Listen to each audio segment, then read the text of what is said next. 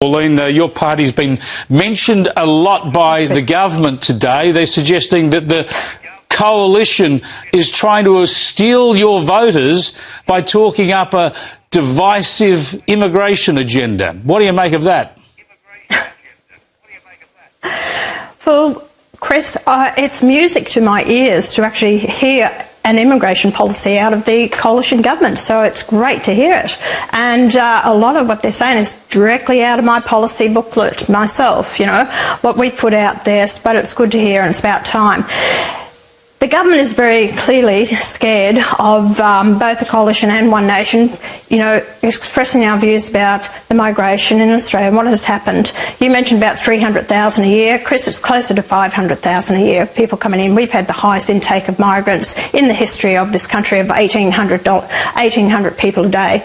And when Burke says about new migrants coming here, you know, skilled labour, what are these nail technicians, masseurs, dog walkers, Uber drivers? Because in the figures between 2022 and 23, we only had 1,800 construction workers that came into the country. You know, these weren't skilled migrants. They're allowing these students come here, change their courses and get on a bridging visa and stay here in the country. So it's been farcical. The whole lot has been uncontrolled. And Chris, I'll make this point. 30% of Australians are foreign born.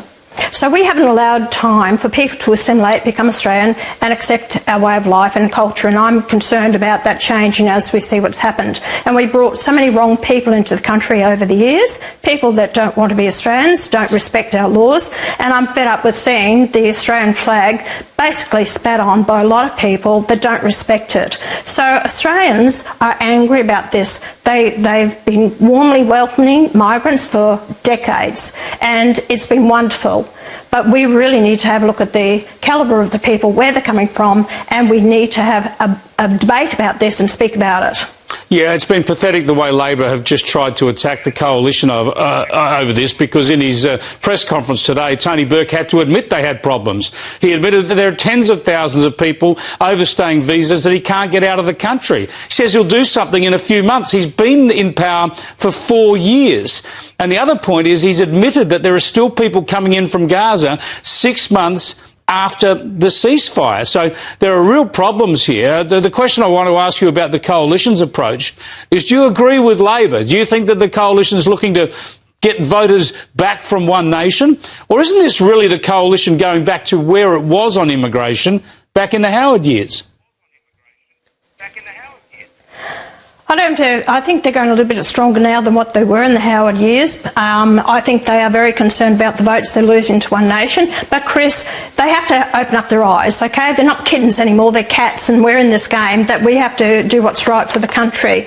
And you know, we do need to do something about it. And Labor is playing this game of catching up with One Nation.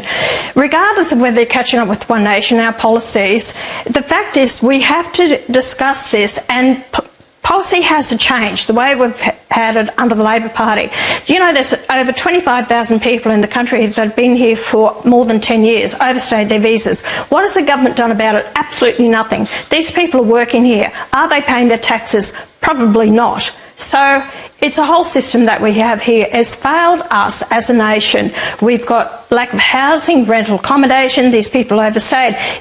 When you come to Australia, you sign a contract. I intend to stay here for only 3 months. Well, that's your contract that you've signed. And if these people don't go back, if you're found, well, then you're sent out of the country, never, ever to return again. Absolutely. I'd be very extremely hard on this. Yeah. And these students, once you finish your course, then you go back to your country, you apply to come here. You don't get to stay in the country. It's not unreasonable, Pauline, and it's a debate this country has to see, and it has to see some action on these issues.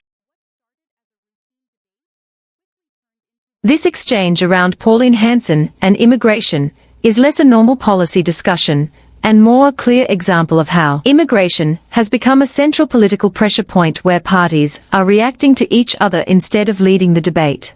From the start, Hanson frames the situation as validation of her long-standing position rather than disagreement. She suggests that the coalition talking about immigration is essentially adopting ideas that already exist in her own policy framework. This immediately shifts the tone from competition to influence, where she positions herself as someone whose stance is now being reflected in mainstream politics. A major part of her commentary focuses on immigration scale and numbers. She repeatedly highlights high intake figures, framing them as evidence of a system under strain. By stressing daily intake and overall annual migration levels, she builds urgency and tries to shape public perception around the idea of uncontrolled growth rather than managed policy. She then moves the argument toward labour market concerns, questioning whether the types of migrants entering the country actually match economic needs. Her focus on job categories and visa pathways is used to suggest that the system is not functioning in a structured or targeted way. This strengthens her broader claim that immigration policy is not just high, but poorly aligned with national requirements.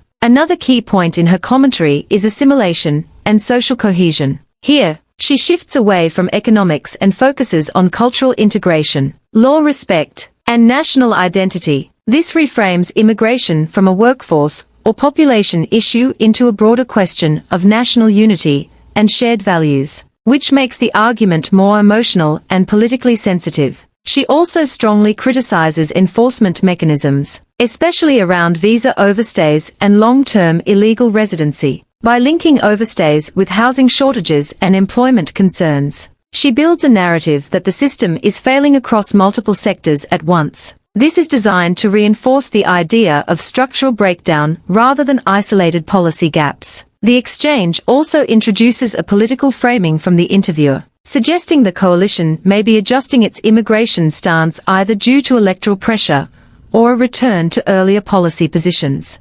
This adds another layer where immigration becomes not just a policy issue but also a political strategy being used by parties to reposition themselves with voters. Hanson avoids directly engaging with the historical comparison and instead pushes the idea that the debate itself is overdue regardless of political ownership. This allows her to maintain focus on urgency rather than party positioning, keeping the argument centered on immediate action. Overall, the discussion reflects a wider shift in immigration politics, where the issue is no longer just about numbers or administration. It has become a debate about control, enforcement, national identity, and political credibility, with each side trying to define both the problem and the solution in their own terms.